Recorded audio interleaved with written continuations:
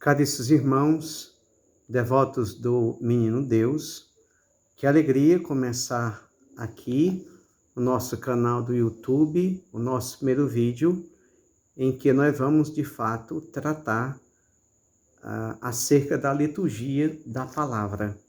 Ou seja, diariamente vamos estar conversando um pouco com você sobre a palavra de Deus que nos é oferecida como primeiro alimento na liturgia, na Santa Eucaristia. A primeira leitura de hoje é tirada de Tiago, capítulo 1, versículo de 19 a 27. E nesse capítulo, Tiago vai dizer: sede cumpridores da palavra e não apenas ouvintes.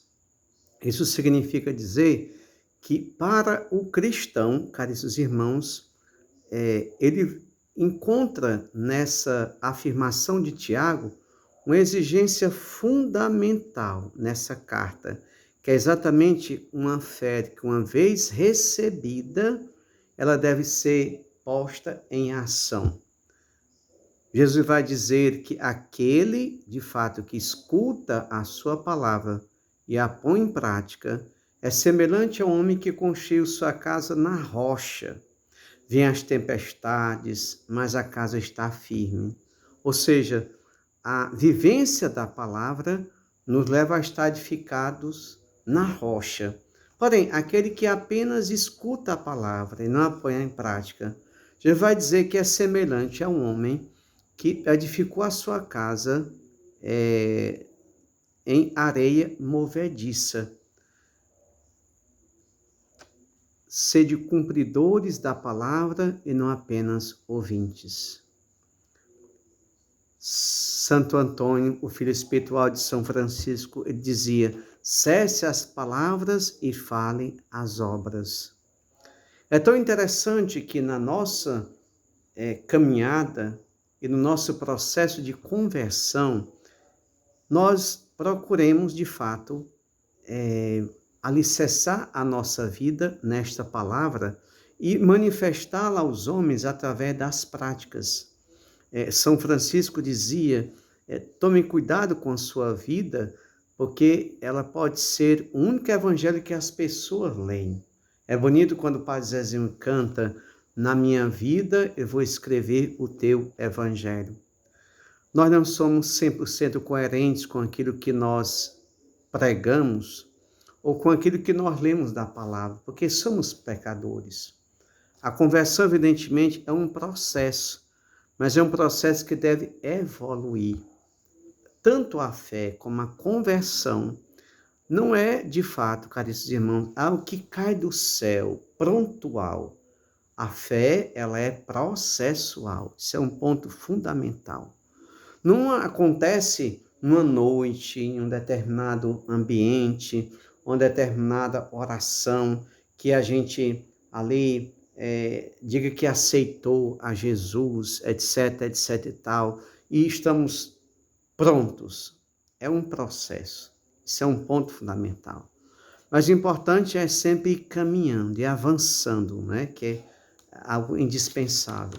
O evangelho de hoje se encontra em Marcos, capítulo 8, versículo 22 a 26, e diz o seguinte, que Jesus e seus discípulos chegaram a Betsaida e trouxeram-lhe então um cego, rogando que ele o tocasse.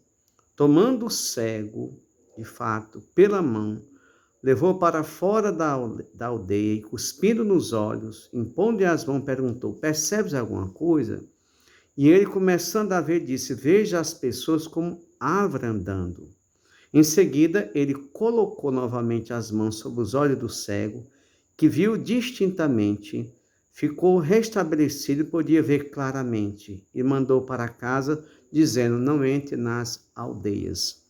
Caríssimos irmãos, essa lentidão, de fato, da cura do cego, que primeiro vê os homens como árvores, e só de fato com a segunda imposição das mãos de Jesus ele ficará melhor, não é decorrente da dificuldade ou da impotência de Jesus em curar, mas ao contrário, faz parte de fato da fé nebulosa do cego, ou melhor, do simbolismo que Jesus, caros irmãos, queria tirar do fato em relação ao episódio seguinte da confissão dos discípulos, né?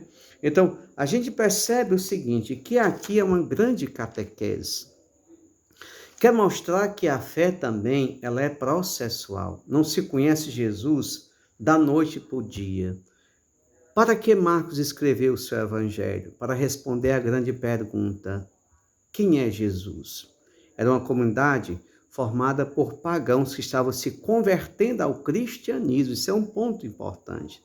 E a comunidade pergunta: quem é Jesus? E Marcos faz toda uma catequese. E nessa cura lenta do cego, que primeiro, ao ser tocado por Jesus, vê os homens como a árvore, e só depois é que ele vai ver melhor, mostra exatamente isso, que é um processo que a comunidade ela vai estar vivendo. É uma caminhada processual, é no dia a dia, é fazendo a experiência com ele, é no acolhê-lo, no receber a sua palavra.